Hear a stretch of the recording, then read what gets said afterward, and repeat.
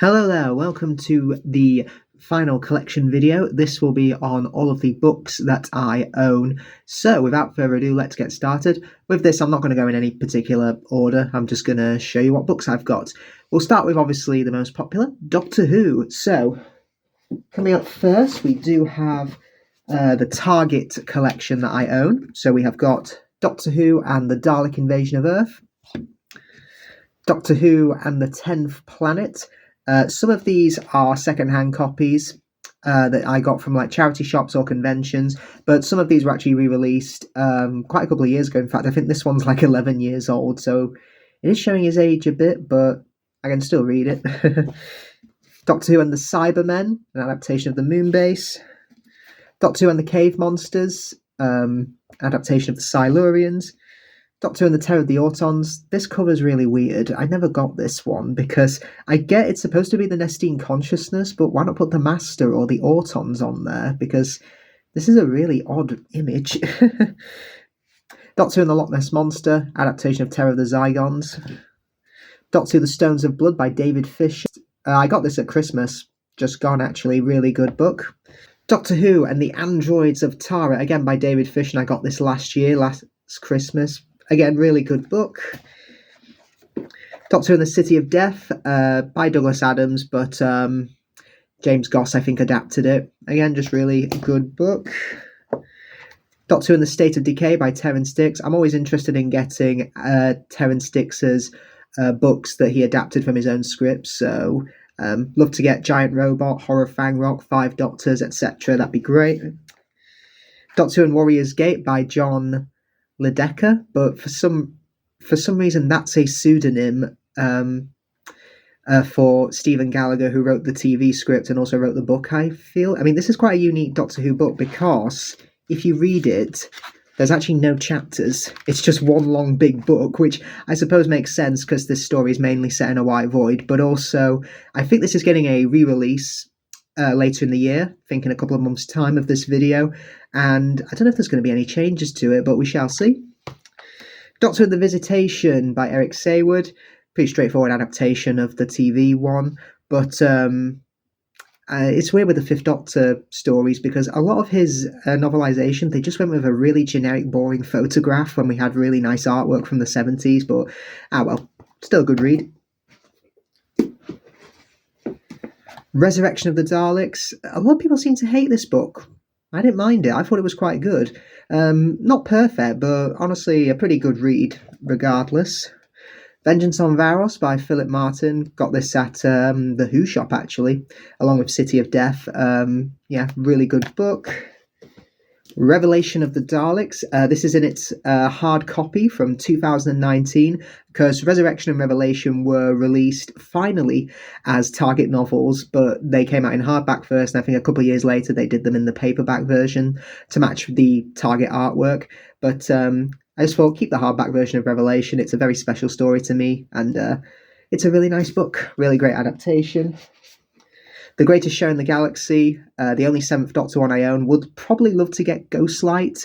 Maybe it helps the story make more sense. I don't know. But Greatest Show in the Galaxy is a really good adaptation of the original TV one. The TV movie by Gary Russell, and I think also this is signed by Gary as well.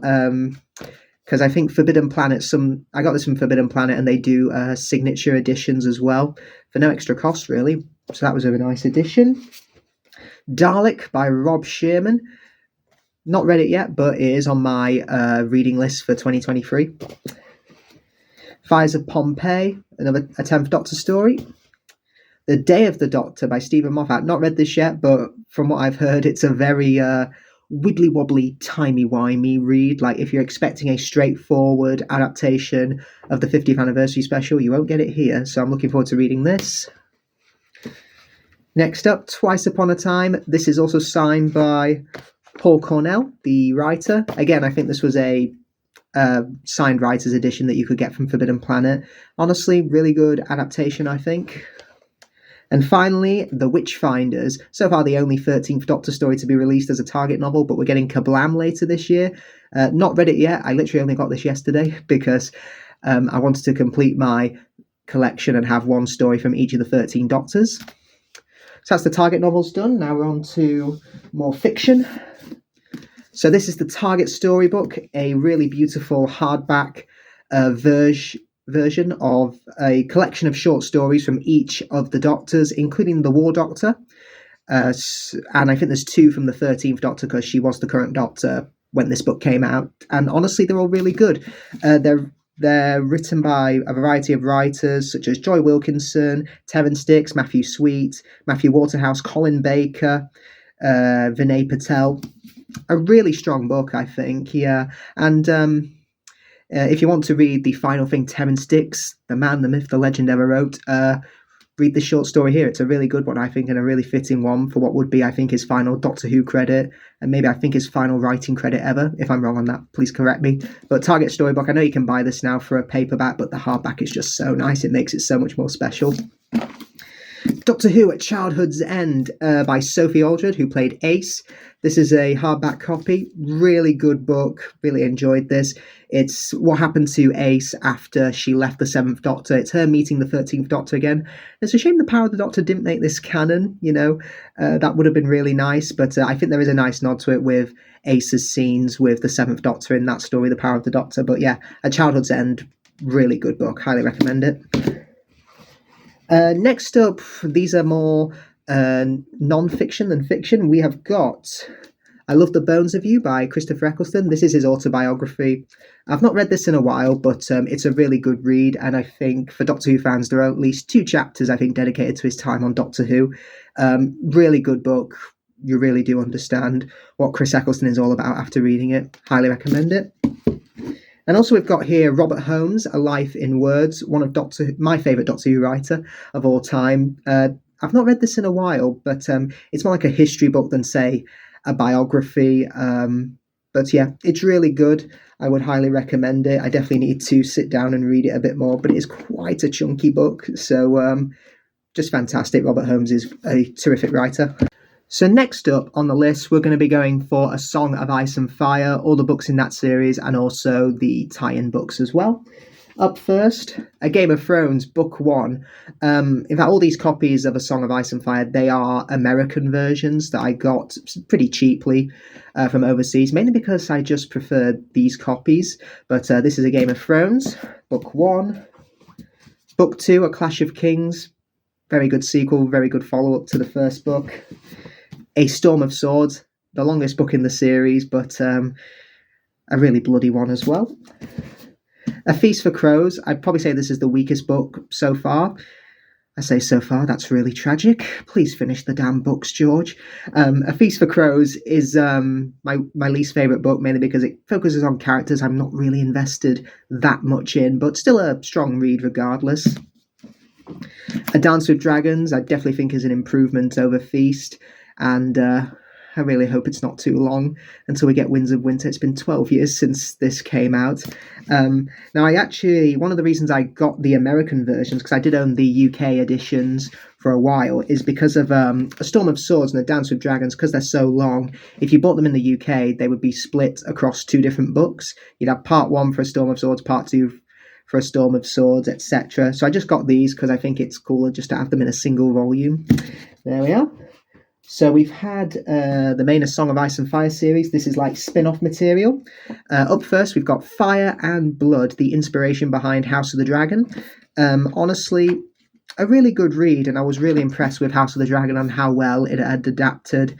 Basically just 1 chapter and a little bit from Fire and Blood. If you're expecting a straightforward story, you're not going to get it with this book. It is basically a history book of the Targaryens and what led to their downfall. Though George has said he is planning to write a 2nd volume, this is only part 1. I mean, there is something you need to finish first, George, before you get to this, but I digress. But Fire and Blood, I would highly recommend it if you do want a more in-depth look at what the Targaryens did. A Knight of the Seven Kingdoms, otherwise known as the Tales of Dunk and Egg. This is set like 100 years before the main series begins and follows a knight and his squire travelling around Westeros. And honestly, I love these stories. They're 3 short stories in 1 book. And if you want to get into A Song of Ice and Fire, but you're finding the main books a bit too big and too chunky, this is quite the good place to start because the stories are very short, they're simple to follow, and they only follow a couple of set of characters. But yeah, Knights of the Seven Kingdoms is great, and HBO are apparently developing a spin-off with this. I mean, I don't know how they're going to do it in a TV series because the stories are pretty short compared to the main books. And finally, we have got The World of Ice and Fire, a massive Bible on all of the stuff that happens in Westeros and across the world that you see in A Song of Ice and Fire. So it details like histories of each of the seven kingdoms and also like details of each of the Targaryen kings who sat on the Iron Throne. And also the drawings in this are just gorgeous. It is a really good book if you want to know more about this world. So yeah, The World of Ice and Fire, fantastic stuff. So that was A Song of Ice and Fire. Next up, we have The Chronicles of Narnia. Got these very recently for about £10, but it's definitely been worth it. So we have got The Magician's Nephew. Really good book. Very nice parallels, I think, to the book of Genesis from the Bible, but I think that was the intention. The Lion, the Witch and the Wardrobe. This was the only Narnia book I ever read as a kid and had no idea there were other Narnia books out there, and yeah, it still holds up. The Horse and His Boy, not a popular read amongst Narnia fans, but I really enjoy it for being a standalone, pretty simple adventure, but that's just my taste. Prince Caspian, another good entry in the series. Voyage of the Dawn Treader, I found this a bit meandering, to be honest. It was pretty much just like hopping from one place to another with not much narrative through line, but maybe I just need to give it another read. The Silver Chair, you'll notice this has got the bookmark in it because I am currently reading this book. I'm about a quarter of a way in, got a bit to go, but yeah, really enjoying it so far. Let's see what happens. The Last Battle, not much to say about this book because I've not read it yet, but I am looking forward to finishing the Narnia books this year. So next up, we have got the Tolkien collection that I have. Up first, The Hobbit. This is in a gorgeous hardback. What can I say? It's The Hobbit. It's a timeless classic by J.R.R. Tolkien. Yeah, very easy read. And if you want to read a child a story at bedtime, this is what I'd go to. Fellowship of the Lord of the Rings, The Fellowship of the Ring. This book I know came out, I think, last year, I think to tie in with Rings of Power. I think HarperCollins re-released the trilogy in like a hardback edition. And yeah, it's great. This was the first time I'd ever read Lord of the Rings. And yeah, just brilliant stuff. Fellowship of the Ring, book 1. I love this green colour. Two Towers. I love the red maroon colour, shall we say. That's really nice. And Return of the King in this beautiful blue colour, I think with the tree or the symbol from Gondor, I could be wrong. Really nice cover. And if you put the trilogy together, if you look on the spines there, it does form a tree, which is really a nice addition there. Next up in terms of books, we have the Wolf Hall trilogy. We have got Wolf Hall, Bring Up the Bodies, and The Mirror and the Light, all by Hilary Mantel.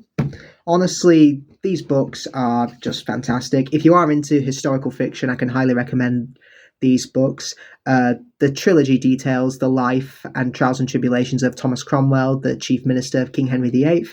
And honestly, it's really just such an engaging read. Everything here is from Cromwell's perspective, which is really nice. Wolf Hall covers like period from, I think, 1500 to 1535. Bring Up the Bodies is a shorter book and only covers like a year of his life, but significant events that happen. And Mirror and the Light, which only came out, I think, 3 years ago. It is the longest book, but it's a bit bloated, I think, but it's definitely worth it because it covers the last years of Cromwell's life and just brilliant. I only hope that the Wolf Hall adaptation is good with this book because they adapted the first two books back in 2015 very well. So I am hoping that The Mirror and the Light, it gets a really good adaptation on TV as well. And finally, because Christmas always comes at the end of the year, A Christmas Carol by Charles Dickens. This is a hardback version that I got from Waterstones.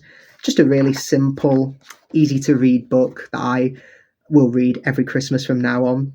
Really good stuff.